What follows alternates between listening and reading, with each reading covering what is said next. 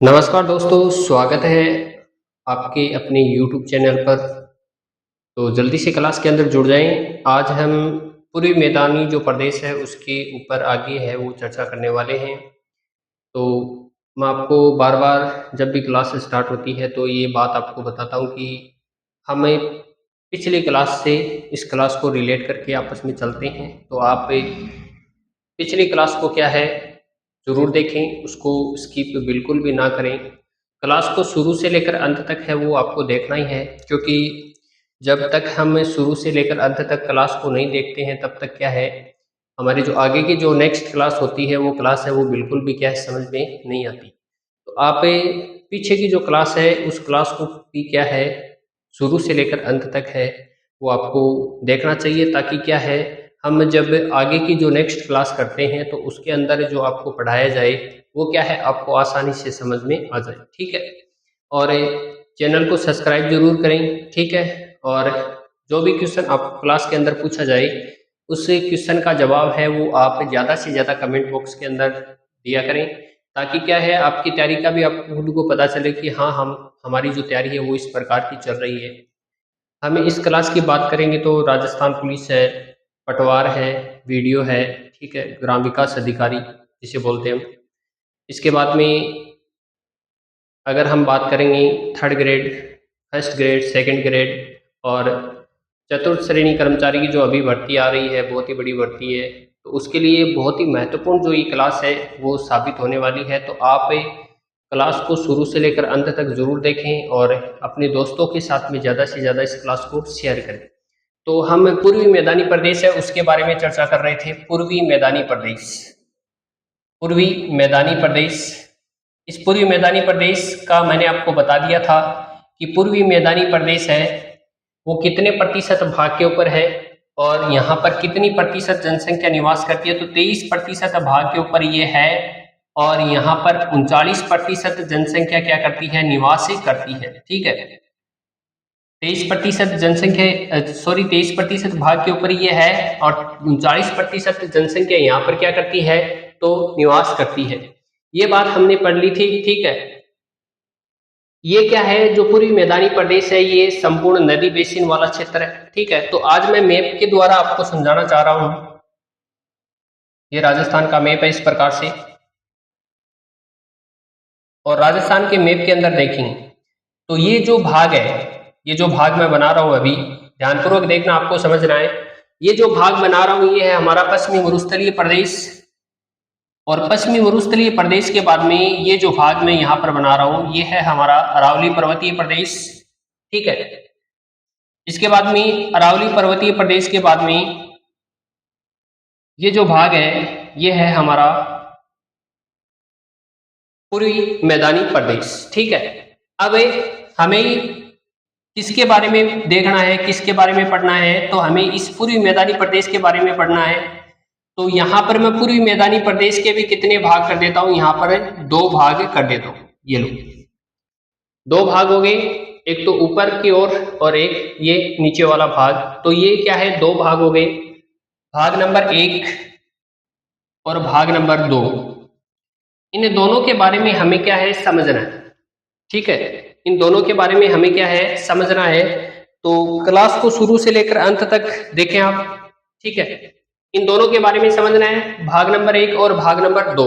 तो इनके बारे में समझते हैं। देखो ऊपर वाला जो ये भाग है इस भाग को मैं यहाँ पर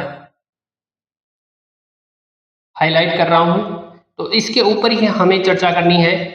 ये जो भाग है, ये जो संपूर्ण भाग है जिसको मैंने हाईलाइट किया है, ये जो संपूर्ण भाग है ये किसके, तो गंगा और यमुना बेसिन के अंतर्गत ये क्षेत्र आता है। गंगा और यमुना, गंगा और यमुना का जो बेसिन है उस बेसिन क्षेत्र के अंतर्गत क्या है ये जो भाग है वो आता है। जो मैंने यहाँ पर हाईलाइट किया ना इस नक्शे के अंदर, देखो यहाँ पर जो मैंने हाईलाइट किया है ये जो भाग है ये गंगा और यमुना का जो बेसिन क्षेत्र है उसके अंतर्गत क्या है आता है। यानी कहने का मतलब ये है कि गंगा और यमुना की जो सहायक नदियां है ना, गंगा और यमुना की सहायक नदियां, तो मैं यहाँ पर लिख देता हूँ गंगा और यमुना की सहायक नदियां, सहायक नदियों वाला क्षेत्र है वो आपको देखने को मिलेगा। ठीक है, गंगा और यमुना, यहां पर यमुना नहीं लिखा है, तो गंगा और यमुना नदियों,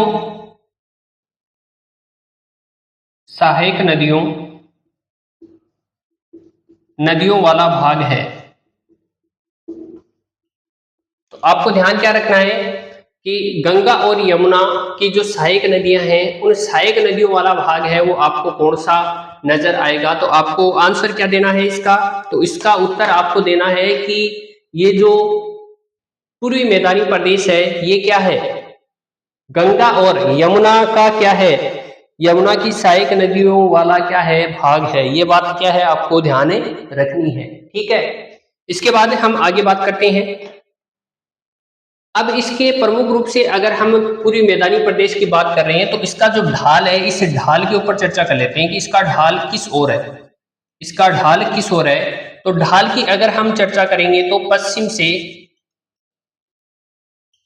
से पूर्व की ओर क्या है इसका ढाल है। जैसे कि हम बात करेंगे, जैसे चंबल नदी इस क्षेत्र के अंदर प्रवाहित होती है, तो चंबल नदी क्या है, दक्षिणी भाग यहां से प्रवेश करके क्या है, फिर पश्चिम की ओर जाती हुई फिर पूर्व की ओर क्या है ये चली जाती है। मतलब इसका ढाल क्या है, इस प्रकार से, इसका ढाल क्या है, इस प्रकार से है। मतलब यहाँ पर आप एक पानी का गिलास यहाँ पर डालेंगे तो क्या है, वो पानी का गिलास पश्चिम से डालेंगे तो वो पानी का गिलास क्या है, बहता हुआ पानी है, उसका बहाव है, तो पानी बहता हुआ किस ओर जाएगा, तो पूर्व की ओर जाएगा। ये बात आपको क्या है ध्यान रखनी। ठीक है, अब इसके बाद नीचे वाला ये जो भाग है, नीचे वाला ये जो भाग हमने खाली छोड़ रखा है सेकंड नंबर, ये क्या है, ये दक्षिण का भाग है। तो ये दक्षिण का भाग है, ये कौन सा है, तो ये है हमारा जो माही बेसिन वाला जो क्षेत्र है वो आ जाएगा। ठीक है, ये कौन सा आ जाएगा, माही बेसिन वाला जो क्षेत्र है, जो मैंने आपको बताया था कि पूर्वी मैदानी प्रदेश है, तो पूर्वी मैदानी प्रदेश को हमने अलग अलग भागों के अंदर, उप भागों के अंदर बांटा था। तो ये जो नीचे वाला भाग है सेकंड नंबर, ये क्या है, सेकंड नंबर भाग है, ये किसके अंतर्गत,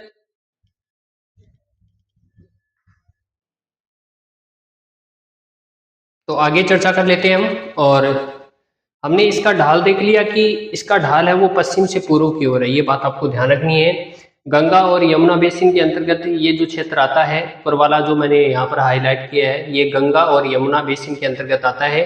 गंगा और यमुना की जो सहायक नदियां हैं उसका क्या है, ये भाग है। ठीक है, और इसकी अगर हम बात करेंगे तो इस भाग के अंदर जो भी नदियां बहती है ना, इस भाग के अंदर जो भी नदियां बहती हैं वो क्या है, पश्चिम से पूर्व की ओर जाएंगे, पश्चिम से पूर्व की ओर क्या है बहेंगी, पश्चिम से पूर्व की ओर क्या है, ये जो नदियां हैं ये बहती हैं। ठीक है, ये बात क्या है आपको ध्यान रखना। ठीक है, इसके बाद आगे हम चर्चा करते हैं, तो एक बार स्क्रीनशॉट ले लें, आगे चर्चा करेंगे हम। इस नक्शे के अंदर ही हम बात कर लेंगे उसकी।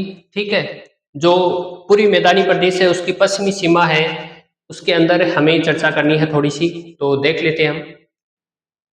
अगर हम इसके पश्चिमी सीमा की बात करते हैं, यानी पश्चिमी सीमा यह भाग, तो आपको बोर्ड पे ध्यान रखना है, जहां पर मैं अभी मार्कर चला रहा हूं वो उस भाग की हम बात कर रहे हैं। तो ये भाग है, इसकी हम चर्चा कर रहे हैं। तो ये क्या है, पश्चिमी भाग है, अरावली का क्या है, पश्चिमी भाग है। तो पूर्वी जो मैदानी प्रदेश है, इस पूर्वी मैदानी प्रदेश का जो पश्चिमी भाग है वो क्या है, अरावली का हिस्सा है। अरावली का क्या है, भाग है, अरावली का क्या है, हिस्सा है। ठीक है, यानी जो पश्चिमी भाग है किसका, पूर्वी मैदानी प्रदेश का जो पश्चिमी भाग है वो किसका, तो अरावली का हिस्सा है। ये बात क्या है आपको ध्यान रखनी है। इसके बाद में अगर हम इस क्षेत्र के स्थलाकृतियों की बात करते हैं, स्थलाकृतियां, इस क्षेत्र की, किस क्षेत्र की स्थलाकृतियां, तो पूर्वी जो मैदानी प्रदेश है, इस पूर्वी मैदानी प्रदेश की अगर हम स्थलाकृतियों की बात करते हैं तो उत्खात, यहां पर आपको क्या है, बेडलैंड्स, यानी उत्खात जो भूमि है वो क्या है आपको देखने को मिलेगी। स्थलाकृतियां हैं वो किस प्रकार की, उत्खात प्रकार की स्थलाकृतियां हैं वो आपको क्या है देखने को मिलेंगी। ये उत्खात होता क्या है कि यहाँ से नदियां क्या है बहती हैं, तो वो क्या है नदियां बहती हैं तो अनेक प्रकार के जो गर्त हैं, अनेक प्रकार